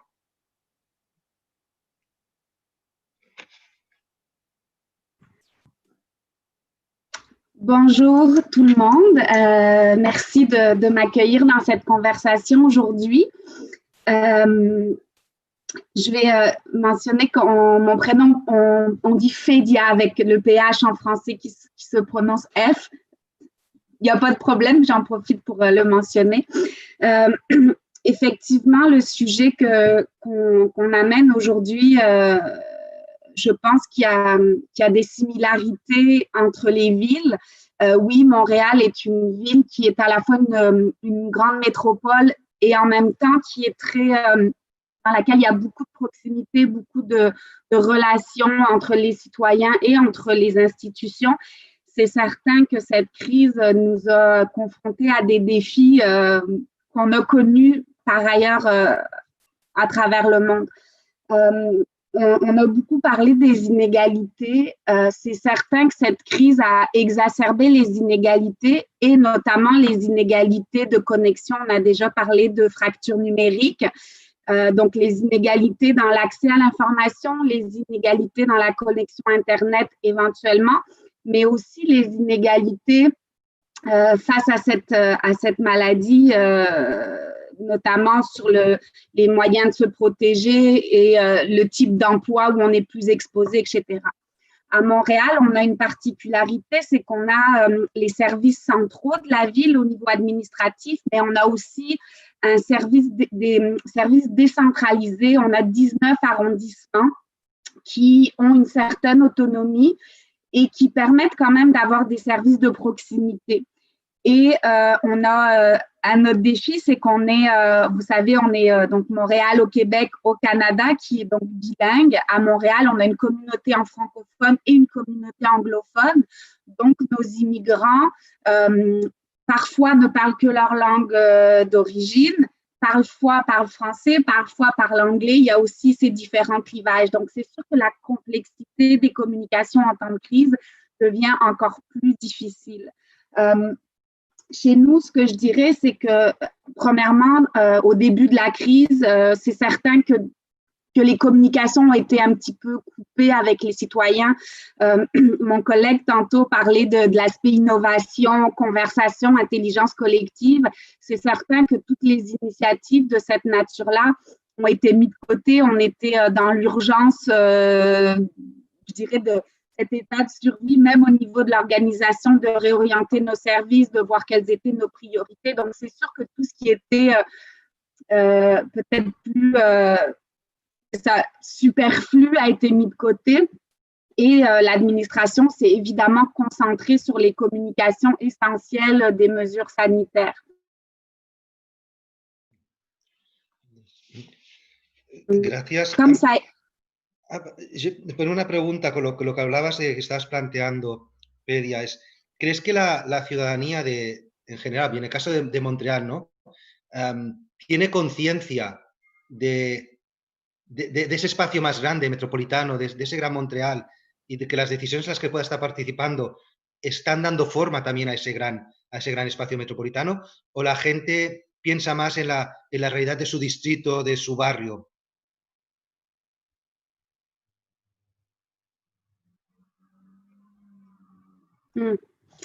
C'est une très belle question.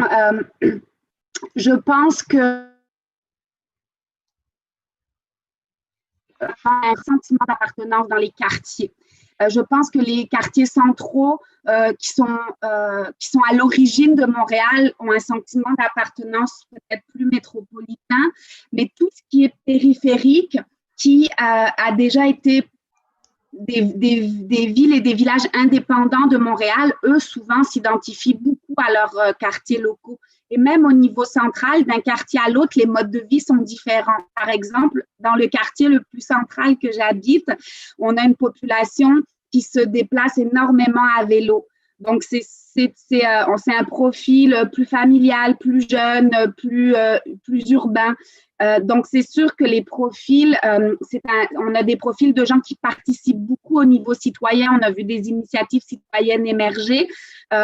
Donc, d'un quartier à l'autre, on sent vraiment les différences d'identité. Donc, les réponses de la ville ont été différentes aussi là-dessus. L'autre élément, c'est que nous, on a un grand territoire, mais une petite population. C'est sûr qu'en temps de crise, les gens se sont beaucoup référés aux communications provinciales qui sont l'équivalent d'où pour notre pays, en fait. Donc, notre premier ministre provincial qui faisait les points de presse quotidiens sur les consignes. Et on avait par ailleurs les conférences de presse de notre mairesse avec la santé publique quotidien. C'est certain que je pense que le palier de gouvernement provincial qui uniformisait les mesures a pris beaucoup plus de place au niveau local. Donc, la relation du gouvernement supérieur et de l'impact sur le local était beaucoup plus visible et consciente. Je pense que les citoyens, ça, s'en sont rendus compte énormément.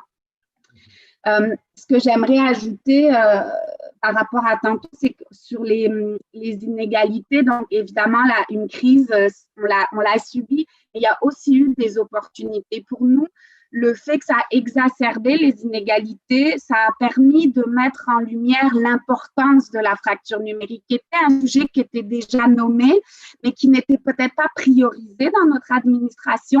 Et là, on commence à travailler sur des initiatives à à moyen et plus long terme pour justement contrer cette fracture numérique. Donc, c'est devenu une priorité administrative qui n'était pas là avant. Donc ça, pour nous, c'est quand même une opportunité en termes justement de participation citoyenne et d'engagement et d'inégalité de pouvoir commencer à proposer des solutions plus structurantes sur ces enjeux-là. Gracias. A ver si podemos recuperar a Borja. No sé si ahora te podemos oír. Espero que sí. Sí, perfecto. Mira, al hilo de lo que planteaba Pedia, ¿no? Y lo que tú también habías apuntado, decir, bueno, pasa la participación ciudadana por en un gran espacio, por una descentralización, pero luego hay el riesgo, ¿no?, de que el ciudadano solamente se interese por lo que está pasando, entre comillas, en su pequeño mundo, ¿no? Y no en la visión un poco más amplia de ese territorio urbano metropolitano. Y si a eso le añades también encima lo que apuntaba Pedia de los diferentes niveles de administración que al final ¿no?, que impactan en ese espacio metropolitano, ¿no? Ahí ¿cómo lo ves, ¿no? Entre el equilibrio entre descentralizar, pero al mismo tiempo que tenga esa visión más global, ¿no? Sí, a ver, es complejo porque por lo menos en España tenemos el problema de las competencias entre los distintos niveles que a veces no juegan bien entre ellos, ¿no? Entonces, y a veces incluso ahí nosotros sufrimos mucho el desconocimiento de los ciudadanos con respecto a quién tiene la competencia sobre qué, ¿no? Entonces... Ay, se ha vuelto una pena que se ha vuelto a ir el sonido. A ver si apagas y enciendes el micrófono, a lo mejor puede volver a funcionar. No, creo que no va. Borja, no te oímos. A ver si ahora. A ver, ahora. Ahora sí, perfecto. Sí. Sí. Si apagas y enciendes el micro, vuelve a funcionar. Sí, no sé qué. Bueno, en fin. Bueno, estaba comentando que tenemos el problema de los distintos niveles que a veces tienen competencias y el propio ciudadano no conoce quién es responsable de qué, ¿no? Con lo cual es complejo. Yo creo que es... Se ha vuelto, otra vez se ha vuelto a ir. Lo siento, Borja, pero ahora sí. Es que no sé por qué se apaga el audio. Bueno, decía que es una mezcla hay que combinar educar a los ciudadanos para que entiendan a quién tienen que dirigirse y a quién tienen que...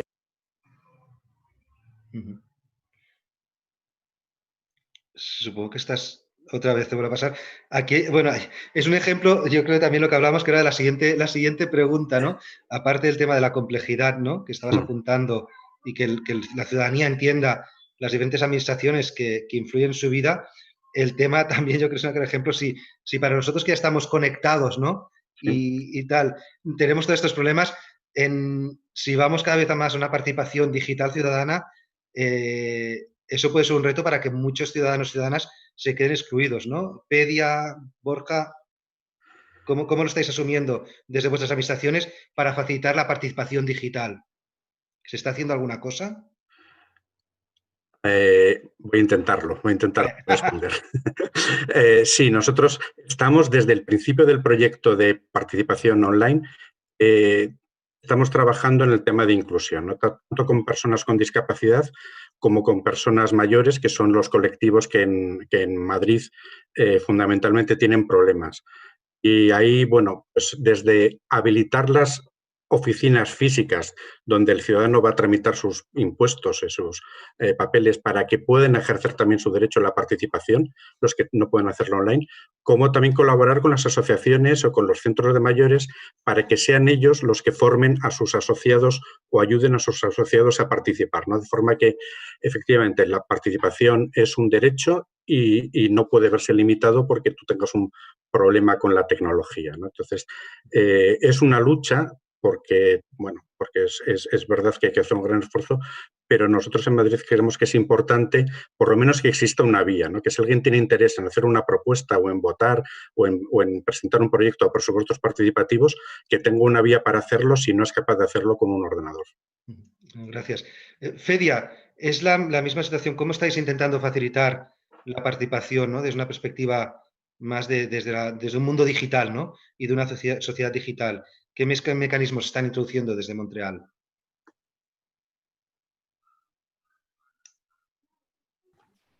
Ça tombe à point comme question parce que nous avons amorcé l'année passée des travaux qu'on appelle chez nous la révision de notre politique de participation publique et d'engagement citoyen.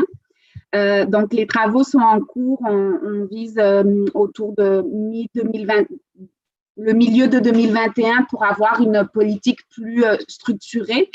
Et dans les phases de diagnostic, dans les choses qui ressortent, c'est qu'effectivement, le numérique est un moyen de rejoindre une masse de gens, mais que les gens ont envie et ont besoin d'un accompagnement humain. De plus en plus, on est en train de trouver les mécanismes pour combiner vraiment les espaces en personne ou l'accompagnement humain, même quand c'est au téléphone, et des services numériques parce que à la fois les inégalités font qu'il y a besoin de cet accompagnement, mais aussi la nature des échanges pour contourner parfois certaines polarités ou certains statu quo, le besoin d'avoir des conversations.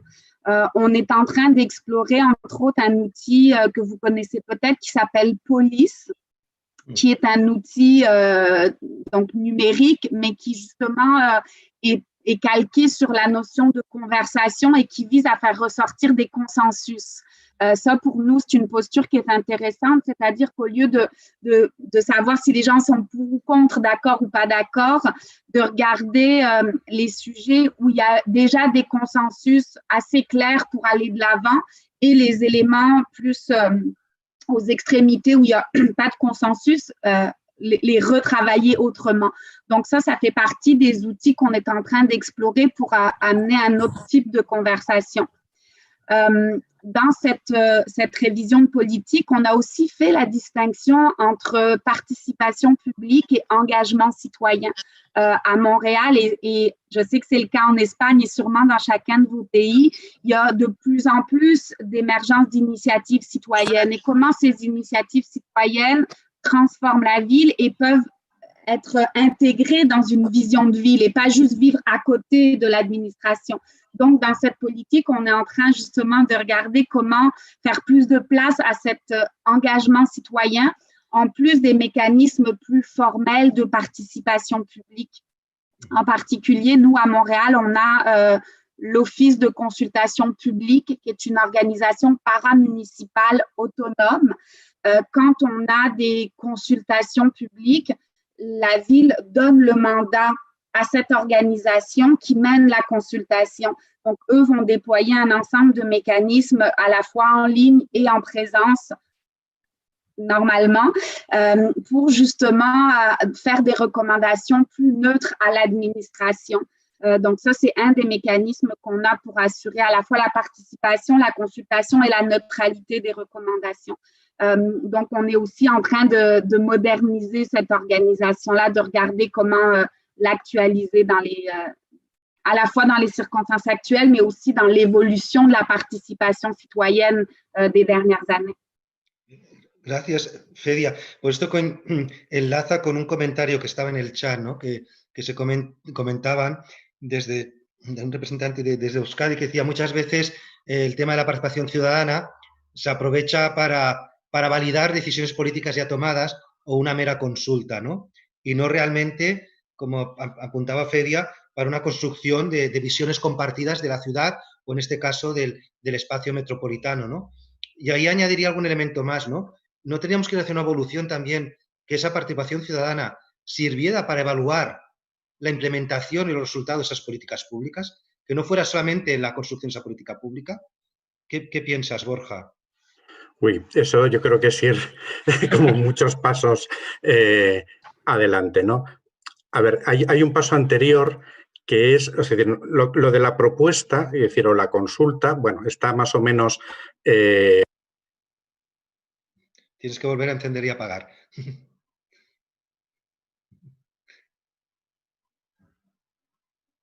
Sí. A ver. Decía que la las propuestas o las consultas son procesos que están adoptados por muchísimas ciudades y que se entiende que son normales. Algo más complicado, yo creo que donde está el reto es en la construcción de soluciones conjuntas, ¿no? No tanto en la evaluación final como el decir, vale, yo he hecho mi propuesta o me habéis preguntado, ahora quiero participar también en cómo se diseña eso, ¿no? Cómo se construye eso, y estamos hablando a lo mejor de cosas muy concretas, como decir, en un proyecto de presupuestos participativos, yo he dicho que se hagan unos columpios inclusivos para los niños en un parque. ¿Cómo puedo participar para asegurar que mi idea de lo que yo estaba proponiendo es lo que el municipio hace, ¿no? Y eso no sabemos hacerlo. Entre otras cosas, no está previsto en la administración, por lo menos en España, y yo creo que todas las que heredamos el derecho francés pesado y prolijo, no estamos preparadas para meter a los ciudadanos dentro y trabajar con ellos, ¿no? Es decir, que como les escuchamos y decir, vale, y ahora déjame en paz que yo voy a trabajar solo. Y no es la manera de hacer las cosas, ¿no? Es el caso de Montreal, porque Fedia estaba así moviendo la cabeza, asintiendo cuando ibas hablando. En fait, j'écoutais Borja et justement, je notais qu'évidemment, un des défis rencontrés, c'est l'arrimage entre le politique et l'administratif. Donc, moi, je travaille au laboratoire d'innovation urbaine et dans les choses qu'on essaie d'apporter, c'est de sensibiliser à la fois notre haute direction, mais surtout le politique à bien comprendre ces postures et l'impact de ces postures. Je vais donner un exemple. Dans la révision de la politique sur laquelle on travaille, on a intégré un outil qu'on appelle donc l'échelle de la participation, où c'est des outils que vous connaissez sans doute, on ne les a pas inventés, donc où on a fait un schéma en montrant les 5 étapes de la participation, une qui va de donc l'information, la consultation et des niveaux de co-création, donc le plus haut niveau qui est la co-création et l'impact. Quand on co-crée, ça veut dire qu'on est à l'aise de laisser les gens qu'on invite à co-créer prendre les décisions avec nous. Si on ne veut pas qu'ils prennent de décisions, on les informe. Il faut être conscient que dans ce cas, ce n'est pas de la participation, on est en mode information. Donc, de faire un outil très clair à la fois pour nos politiques et pour nos différents services, pour les sensibiliser justement dans les différentes postures, pour assumer les postures qui sont prises et essayer d'accompagner vers un changement de posture pour aller le plus possible vers la co-création et de ce fait de changer aussi nos espaces de participation actuels pour les faire évoluer vers des espaces qui permettent la co-création. Alors, c'est sûr que c'est un travail de longue haleine, mais déjà de prendre conscience au niveau du mindset, de la posture. Souvent, on pense qu'on fait de la participation, mais en réalité, on est dans la posture uniquement d'informer. Donc, pour nous, en ce moment, c'est beaucoup de travailler à sensibiliser justement là-dessus. Et on voit de plus en plus de changements et d'ouverture à être dans cette co-création-là. On a eu quelques événements où on le pratique, où on le fait. Je sais que dans les rencontres précédentes de Metropolis, vous avez déjà eu des présentations sur le défi des villes intelligentes où justement on a osé prendre les décisions avec les organisations de la communauté. Et non, ce n'est pas la ville qui a décidé les projets et le thème, mais on l'a fait collectivement. Et on a gagné le concours qui venait en plus avec un prix de 50 millions. Donc, de montrer qu'en prenant les décisions ensemble, on a été plus fort et on a gagné. C'est des bons exemples pour nous, de bonnes pratiques, pour dire, regardez, ça peut se faire et ça a un impact positif. Y de hecho, yo creo que vas a introducir una conexión muy interesante, ¿no? Has vinculado la participación, pero ¿para qué la participación? Para la co-creación de ese espacio metropolitano, ¿no? Para la co-creación de la metrópolis. De hecho, la palabra co-creación, coproducción, aparecía en la declaración final de la cumbre de Habitat 3, ¿no? Busquemos nuevos modelos de co-crear la ciudad, incluso nosotros en nuestra jerga a veces de metrópolis, de las redes de ciudades, hablamos mucho de co-creación, pero a veces puede parecer que es un mantra, algo que se repite, pero que realmente luego no se concreta en qué, ¿no? Tú, Borja, ya para ir cerrando, ¿tú ves este vínculo también, como apuntaba Fedia, de participación para la co-creación? Sí, claro, obviamente, sí, absolutamente. Quiero decir, ese es el objetivo final, yo creo, de la participación, ¿no? Es decir, que está bien consultar, está bien dar oportunidad de que la gente proponga ideas, pero yo creo que la verdadera participación ciudadana está en realmente colaborar con la administración, que la administración se abra y que admita que el ciudadano puede tener no solo ideas, sino soluciones incluso, a lo mejor no las técnicas, las puramente técnicas responsables de un ingeniero o de un arquitecto, pero el ciudadano vive su entorno y conoce lo que necesita probablemente mejor que los técnicos del municipio y sin duda mejor que los políticos, ¿no? Entonces, el desafío yo creo que es ese, encontrar maneras en los que a los ciudadanos que están dispuestos a colaborar y a trabajar y a aportar su esfuerzo, se le abra a la institución. Que no es, insisto, no es nada sencillo, incluso por temas legales, ¿no? Pero bueno, que es un esfuerzo a largo plazo que tendremos que trabajar. Pues con estas últimas palabras de Borja Prieto, cerramos este panel sobre participación ciudadana y desde una perspectiva metropolitana. Agradeceros tanto a Fedia Cotot como a Borja Prieto por vuestras palabras, por vuestra claridad y también por introducir temas que son claves para la construcción metropolitana. Muchas gracias y ahora, si me permitís, voy a pasar al inglés. So that's a moment of closing this session, this official session of the World Metropolitan Day. Thank you all of us for joining. I will ask Remy Sietchiping, Chief of Policy, Legislation and Governance at UN-Habitat, if you are still there, if you want to join me for the closing remarks. Otherwise, I will go ahead. I see him. I'm here. You're there. Thank you, Remy. So you want to, what do you think about what you have heard all today in the different panels? Any reactions or final comments? Yes, I mean, this has been very enriching. It looks like the panelists had consulted. So I heard many threats, many things that were coming up, and I think there is a consensus there. This element of really core that came up, you just heard on participation, that's really very strong. So we have to really make the governance work for all, that inclusive governance, that a metropolitan area that takes care of everyone. You heard the issue of solidarity, the issue of subsidiarity, and so on. So for me, that's very critical. That one of the takeaways in this particular session had been moving forward. Let Metropolitan work for everyone. We heard also the issue of cultural diversity and so forth. So that's very important. The second one we heard, just the last one on in Montreal, about the importance of having tools, instruments, even to assess that the governance, the participation, and so forth. The third thing that I'm taking away is this element of equity,